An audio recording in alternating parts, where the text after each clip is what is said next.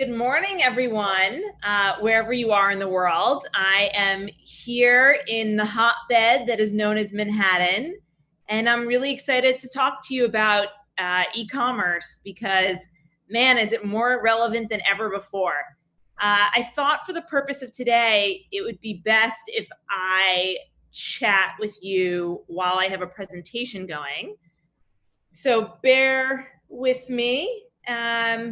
I think you can see my screen and the behind the scenes right now, but just give me 1 second. Really excited to chat with you. I am the founder and CEO of a company called MikMak. We are an e-commerce platform for multi-channel brands, meaning if you're a brand where the majority of your online sales come from places like Amazon, Target, Walmart, Instacart, Kroger, Peapod, Sephora, Ulta, Drizzly Minibar, you will probably become my client because you often live in darkness with e-retail data.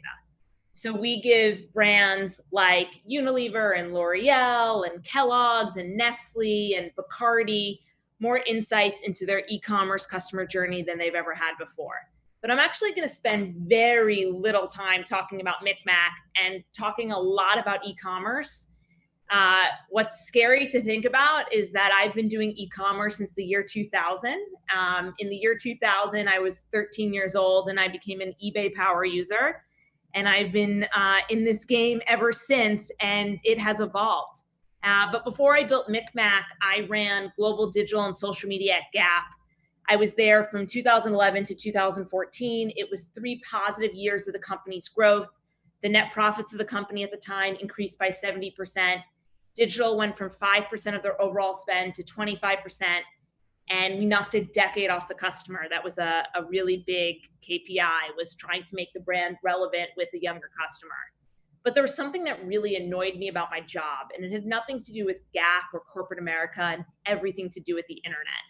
What I realized while there is that in many ways, e-commerce is broken because the 2 key drivers are unanimously the most annoying things online: promotional emails and retargeted advertising.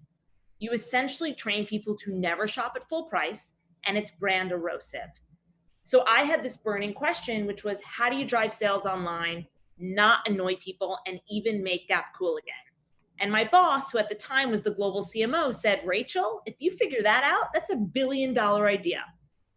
Why? Because we're essentially all trying to figure that out. How do you build brand and drive performance all at once? So if you all remember the internet between the years 2011 to 2014, there was 3 major trends that I was paying attention to that ultimately led me to quit my job and build MikMak. The first was the rise of video as the predominant form of content on the internet. I'm a very big believer that whatever happens in media will soon happen to commerce because it's a similar relationship with the customer. So during those years, you were watching companies like BuzzFeed, Refinery29 fire their editorial staff, replace them with short-form video production teams. You were watching Facebook change its algorithm to favor video over any other types of content. I said to myself, well, if the internet's going to be one big video, e-commerce is going to have to be a part of it in a really significant way. The second was the change in the customer journey. When I started at Gap in 2011, Gap.com, the homepage, was the most trafficked web page. When I left 3 years later, our product detail pages, meaning Gap.com/jeans/pink, were seeing 5x the amount of traffic. Why? Because no one was entering the store anymore through the front door. Everyone was using all these side doors that no one was paying attention to. And then finally, the insight that absolutely caused me to quit my job.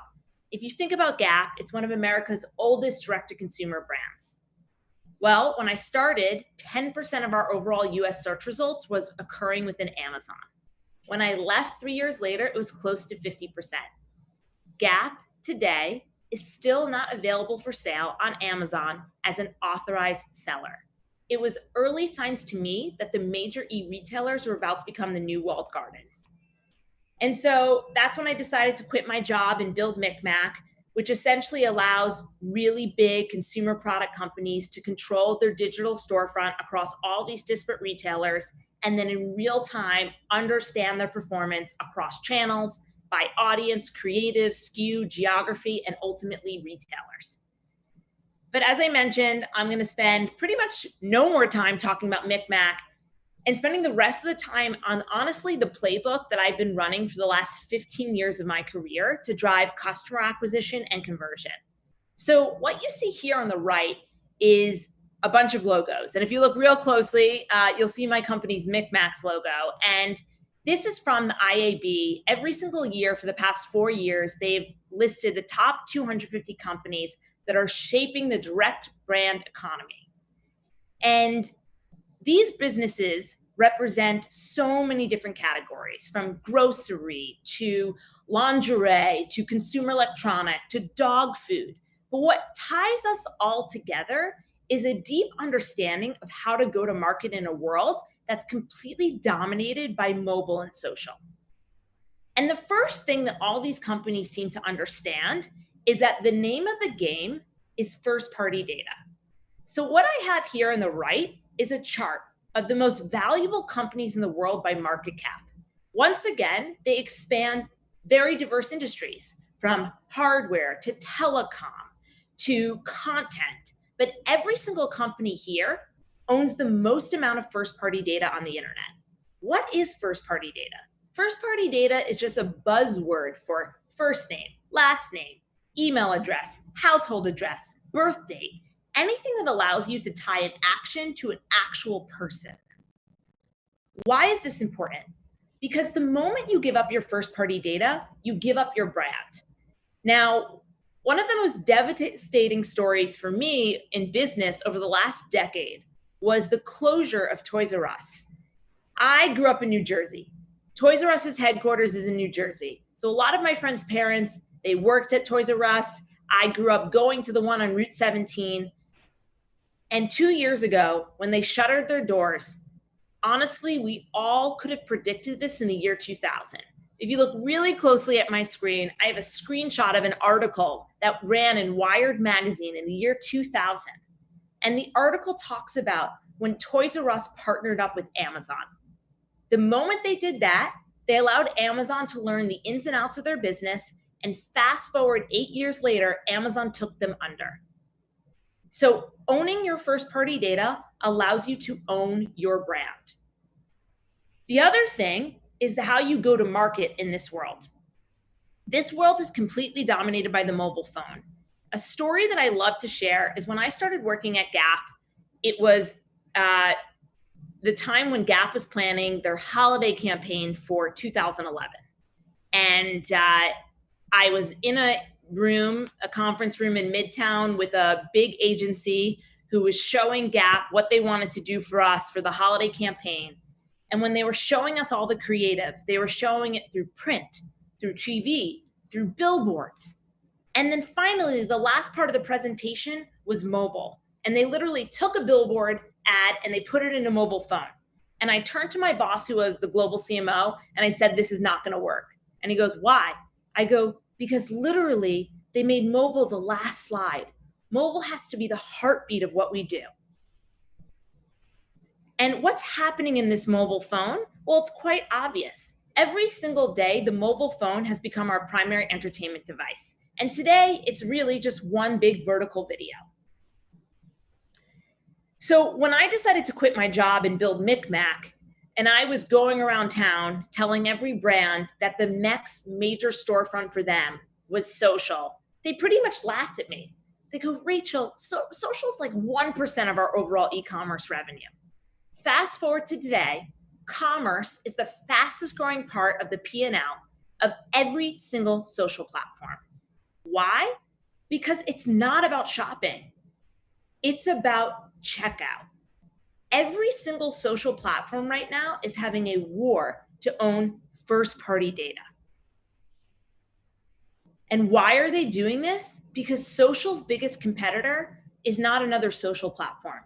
Social's biggest competitor today is Amazon, is Target, is Walmart, because the major e-retailers actually own so much first-party data. Remember the headline a few years ago? Remember the headline a few years ago when they said Facebook could predict if people were getting divorced? Sorry, PSFK, I'm hearing someone else's audio. You might want to check that. Yeah. Sorry, Rachel. Okay. Target has the ability to also predict divorces. So you can just look at every single headline and understand that this is a war between e-retail and social platforms. The fastest growing part of the e-retailers P&L is advertising. The fastest growing part of the social platforms P&L is commerce. So how do you win in this world? I'm about to get really tactical with you so you can understand this. The first thing is understanding that if you want to win in this world, it's unfortunately pay to play. Meaning when you go to market, there's two ways to drive customer acquisition. It is about leveraging niche paid media and influencer seeding. I'm going to say it again. Niche paid media and influencer seeding. This is how you win in a world that's dominated by mobile and social. And so how do you do this? Well, first is understanding that brands who succeed at doing this fundamentally see the marketing funnel totally differently. So I have pulled a few examples here. You got Kylie Jenner, you got brands that are much older in their life cycle. For example, ConAgra owns Healthy Choice. Monster Energy's been around for 20 years, but they're all going to market in a very similar way here, which is communicating key product benefits first, as opposed to a brand halo message. Now, I'm going to spend a lot of time going through what I mean here. But what all of these brands understand is that the marketing funnel has changed. If any of you have taken a marketing 101 class, you probably remember this pyramid. But what this pyramid said in your class was at the top of it was brand awareness. In the middle of it was product consideration. At the bottom was purchase and loyalty. The mobile social world has changed this. Just think about your own behaviors. When you are in a mindset to shop, it is about product consideration first. And if you think about your own feed, it is curated already for your interests, meaning it doesn't start broad. It actually starts way more narrow. It starts product consideration first. Brand loyalty now happens after the initial purchase. Now, the easiest way to understand this is one of my favorite stories in the last 5 years when it comes to e-commerce. If you live in the New York metro area, you're probably really familiar with this coat. It's the Amazon coat of the Upper East Side. It's a green down jacket that hits you right above the knees. It is available on Amazon for $100, and it has no brand, meaning it is produced by a random factory in China. And what happened is some woman who was quite fashionable and lived on the Upper East Side bought this coat for $100.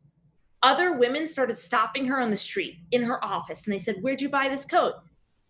She goes, "Believe it or not, Amazon." Sorry, PSFK, I can hear someone else's audio again. You might want to check that out. They started stopping everyone, and all of a sudden, everyone started buying this coat. It had no brand. Again, it starts product consideration first. Brand building happens after the initial purchase. What this coat missed out on was then building on top of this momentum to actually have a brand equity. So now what I'm going to do is walk you through the playbook. On the far left, what you see here is everything that happens outside of an e-commerce channel. So if that's programmatic media or search or streaming video. On the far right is everything that happens within an e-commerce environment. So I'm now going to take you through the playbook to show you how you drive customer acquisition. Now, what's important to note is that when I walk you through this playbook, I'm going to show you it through the lens of Facebook. Now, everything that I'm going to say to you applies in every other channel. Programmatic, paid search, any single social channel. It's just very easy for me to show you this through the lens of Facebook. And I'm pausing here for a second because I'm sure everyone is reading the news headlines of what's going on with brands and Facebook and just social platforms at large. And obviously, this is a crazy time in the world in general. And brands are putting pressure on platforms, rightfully so, to become better corporate citizens. At MikMak, brands traffic our software everywhere. And like anyone who's in e-commerce, Facebook has remained to be a very powerful channel. But I do want to highlight, other places where we see fantastic results. Surprisingly, programmatic and publishers rise to the top, followed by Snap, Pinterest, YouTube, and overall streaming online video, and then other channels including TikTok, Twitter, and email. So I just wanted to give that caveat there as I take you through everything. The world goes well beyond Facebook. It's just very easy for me to show you the playbook through that lens. So the first most important thing is campaign objective. I don't care how beautiful your creative is, if you have an amazing product, if you have a great copywriter, none of that will matter if you don't set the right campaign objective. What a campaign objective allows you to do is tell any platform, hey, my intent of this ad campaign is to drive sales, is to drive purchase intent. If you tell it to drive awareness, you will not see e-commerce results.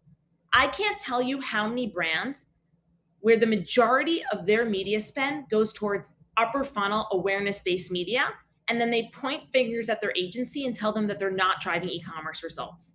Well, guess what? If you don't set a bottom of the funnel campaign objective, you will not see e-commerce results. The second is audiences. So you will remember that it's all about niche paid media. What do I mean by this? Let's say that you want to sell cookies. If you want to sell cookies on the internet, you don't say to the algorithm, hey, let me go find anyone ages 18 to 34 that lives in the United States. It's way too broad. You're not going to see results that way. Instead, what you want to say is, let me find people who have purchased competitive products, who've indicated that they like snacking. Maybe it's a specialty cookie and it's gluten-free. People who said that they have a gluten allergy. The more narrow your audience is, the better the conversion rate will be. Third is creative. Now, traditional brand marketers, this is where I usually get pause, because what I'm saying is creative is the third most important thing. It's not one or two. And when it comes to creative, it's about really doing two things. One, stopping people in their scroll or in their feed. You're not competing against other brands for attention. You're competing against everyone in the internet. So you need thumb-stopping creative. And then the second is communicating those key product benefits right away. You literally have 1.5 seconds to get someone hooked. Then is the pixel. So I call it the power of the pixel. The pixel is what allows you to capture intent. The reality is it usually takes multiple interactions to get someone to convert. At Gap, we had a rule of thumb. It took 3 positive interactions to get someone to convert on Gap.com, meaning they saw an ad, they then got an email, and then their friend told them about that cute colored denim. That would be 3 positive interactions. The pixel is what allows you to capture that intent and then remarket to someone. So everything that I just said to you is about literally getting someone to click or swipe up. We have not even sold a product yet. Now we're going to talk about how do you sell the product. Well, when it comes to selling a product, it's about having a super fast mobile optimized landing page. It's about having a pixel on that landing page to capture intent. It's about building audiences and segmenting them, and then having your remarketing ecosystem on lockdown. I'm going to walk you through it. So first, it starts with a landing page. Another quick anecdote. When I started working at Gap, one of the first things that I learned is that Gap.com had a 90% bounce rate. When I learned that, I turned to my boss and I said, don't even bother giving me any money. He goes, what do you mean? I said, if our site has a 90% bounce rate, I am going to lose 90% of the customers. So the most important thing is that you have a super fast mobile optimized landing page that can literally load in 1.5 seconds, where you will lose all those customers that you just spent money buying with media or influencers. The second is having a pixel on that page.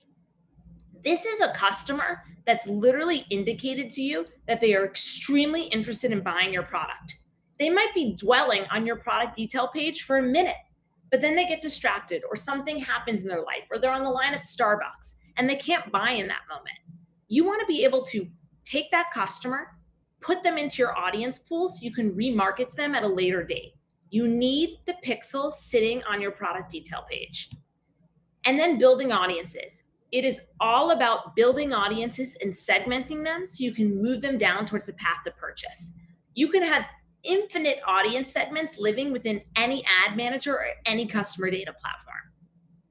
And then retargeting. As I mentioned, it's probably going to take multiple interactions to get someone to convert. Here is a little dirty secret right now about e-commerce. What email was in the early mid-2000s, Messenger is today, meaning very few brands right now are using Messenger to their advantage. Because so few brands are using it, it is so easy to stand out. So if you're looking to bring another tool into your arsenal right now to drive retargeting conversion, I highly encourage you to do this through the format of Messenger. So to bring it all together, if there's any slide that I think you should screenshot right now, it is this. This is the playbook that I have ran for the last 15 years of my e-commerce career. And I promise you, if you start executing it, you will see your results change overnight. So now we've sold literally one item after executing this playbook. This is now when brand building comes in. And to build a brand today, it's about your merchandising strategy, your community, and having a competitive value proposition to the biggest elephant in the room, which is Amazon. And why is this important? Well, during COVID, consumer demand for e-commerce has accelerated by 5 years. So literally where we thought the industry was going to be in the year 2025, it arrived on the week March 9th, and it has not disappeared. This is literally an increase of $250 billion market shift within e-com. So if your brand is not thinking e-commerce first today, then honestly, I have no idea what's going on in your conversations. It has to be the heartbeat of how you go to market. So building brands starts with owning first-party data. It's then about using that to move someone down towards the path to purchase, and then building your brand after that initial item is bought through your merchandising strategy, building a community, and having competitive value proposition to Amazon. So I'm sorry for the technical interruptions. Hopefully you guys heard everything. Thank you, Rachel. There are some questions in the chat box if you see. I don't know whether you have a few minutes to respond. Yeah, let me okay. Do you suggest to open immediately a social commerce or wait your e-com is started and established? No. The moment you guys have a product catalog feed, you got to go live with social commerce, because that is where you're going to drive customer acquisition 100%. Today is the cheapest day for you to begin to own your customer. Everything is only about to get infinitely more expensive on the internet. So that was Laura's question. John Whitcomb, are there any industries that do not follow the increasing trend of social commerce? That's a really good question. Listen, while I specialize in consumer e-com, the reality is I'm a CEO of a B2B company. And I can't even tell you how many deals I have personally done via Instagram DMs, LinkedIn messaging, with CMOs, with VPs of marketing at brands. So I do truly believe that social commerce impacts all industries. The strategically how you use it is probably different because it is different to sell enterprise software than it is to sell goldfish online. But it's 100% relevant to any business. So that was for John.